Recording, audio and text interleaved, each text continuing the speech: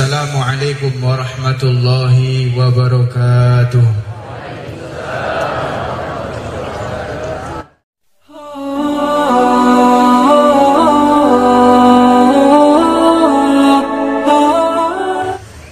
Pengalaman pribadi ketika kami masih menimba ilmu di Hadramut Yaman.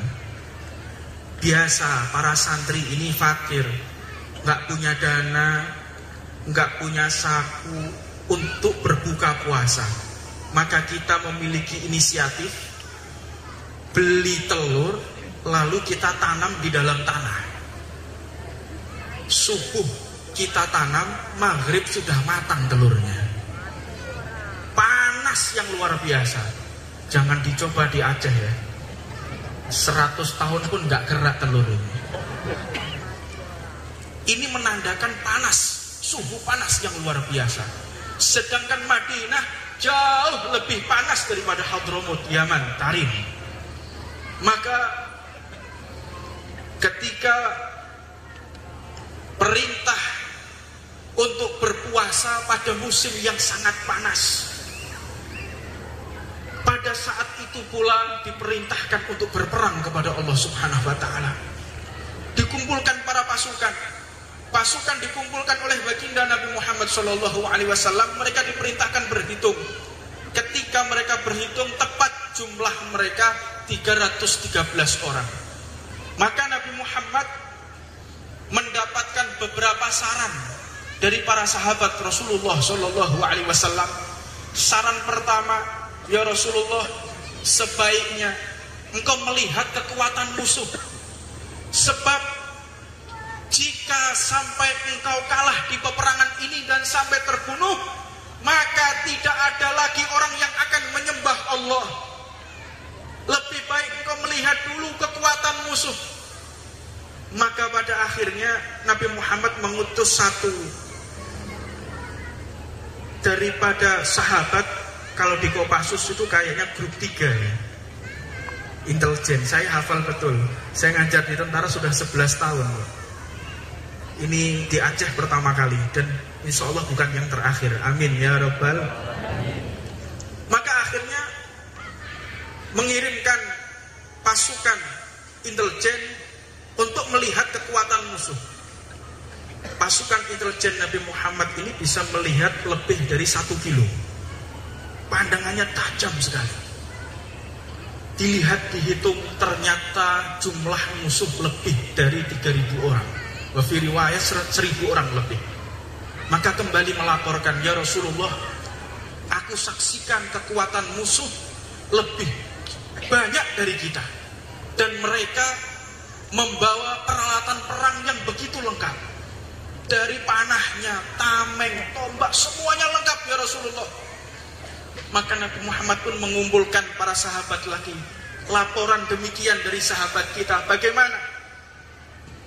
Kata sahabat yang satu, ya Rasulullah, bagaimana kalau peperangan ini diundur? Sayyidina Umar bin Al-Khattab langsung merespon. Sayyidina Umar ini Kopassus kayaknya, tak akan mundur oleh apapun. Langsung mengatakan, ya Rasulullah, kami tidak akan mundur dari segala perintah Allah Subhanahu wa ta'ala. Tidak masalah bagi kami. Walaupun anak kami akan menjadi yatim, walaupun istri kami akan menjadi janda, tidak masalah ya Rasulullah, asalkan kami menjadi pembela syariat dan perintahnya Allah Subhanahu wa ta'ala. Maka sahabat yang lain, Sayyidina Abu Bakar As-Siddiq, mengatakan, ya Rasulullah, yakinlah, kalau memang ini perintah dari Allah, kami pun siap seperti apa yang disampaikan oleh Umar bin Al-Khattab. Maka dimulailah peperangan itu. Diawali dengan mubarozah. Kalau saya ceritakan secara detail sampai subuh ini kayaknya. Jadi singkat cerita, mubarozah, fight 1 lawan 1, yang diwakili oleh Sayyidina Ja'far, dan diwakili oleh Sayyidina Hamzah, dan diwakili oleh Sayyidina Ali bin Abi Thalib. Beliau maju. Mubarozah 1 lawan 1 dimenangkan oleh umat Islam. Mubarozah ini sangat penting, sebab Jika sampai Mubarozah kalah, maka mental pasukan akan drop. Singkat cerita, berkecamuk perang, maka dimenangkan oleh Allah Subhanahu wa ta'ala. Kata-kata dimenangkan dengan menang beda. Kalau dimenangkan berarti ada unsur-unsur di belakang yang membela atau yang menunjang. Tetapi kalau menang, memang karena kualitas atau mungkin karena kuantitas. Peperangan Badar dengan sangat mudah dimenangkan oleh umat Islam. Satu kuncinya, yaitu kesetiaan kepada Allah dan baginda Nabi Muhammad SAW. Berikutnya di peperangan Uhud. Peperangan Uhud, ekonomi umat Islam sudah mulai bagus. Ekonomi umat Islam sudah mulai membaik. Maka mereka umat Islam memiliki peralatan senjata yang lengkap. Jumlahnya pun sama di peperangan Uhud. Maka dipersiapkan oleh Rasulullah. Secara kesiapan mereka siap. Fisiknya pun lebih siap. Karena mereka tidak dalam keadaan berpuasa. Dan bukan pada musim Ramadan, musim yang sangat panas. Siap semuanya. Pasukan siap. Strategi diatur oleh Rasulullah. Sehingga Nabi Muhammad pun memberi arahan kepada pasukan panah. Wahai kalian pasukan panah, untuk di atas gunung. Dan aku wanti-wanti kepada kalian, aku peringatkan kepada kalian, tolong camkan baik-baik. Jangan kalian turun kecuali ada perintah dariku. Dan diulang sebanyak 3 kali oleh Nabi Muhammad. Jangan kalian turun kecuali ada perintah dariku. Maka berkecamuk perang. Nabi Muhammad pun kembali mengingatkan, ingat kalian pasukan panah, jangan kalian turun walaupun kalian sudah melihat musuh lari tunggang langgang. Tetap kalian di posisi, jangan sampai ada yang turun.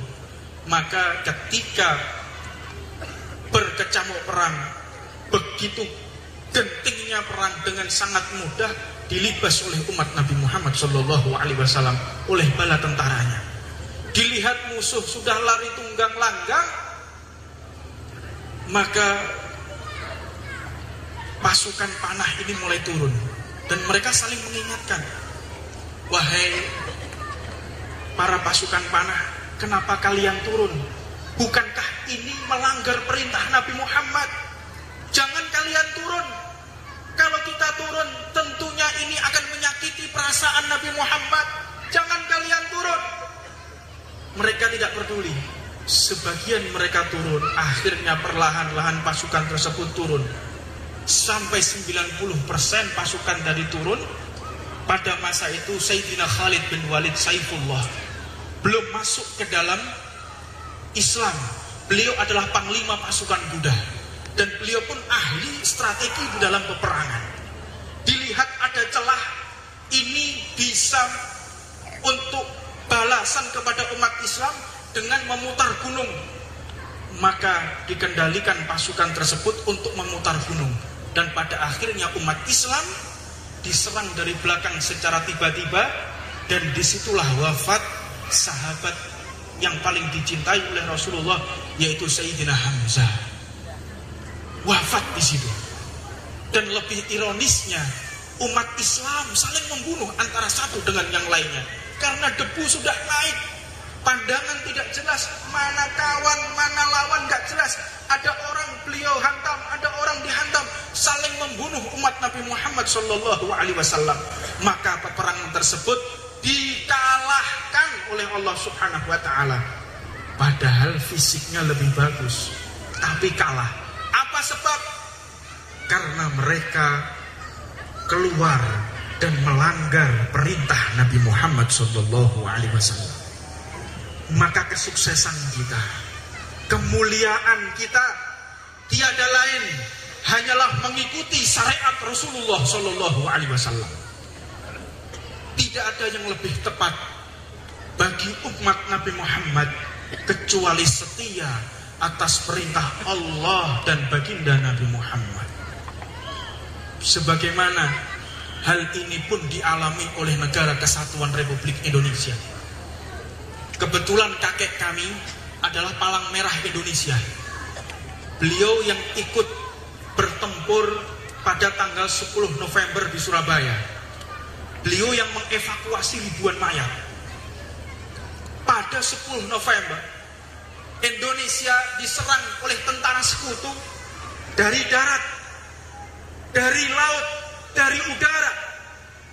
Kemungkinan secara akal sehat bangsa Indonesia tidak akan bisa menang melawan sekutu.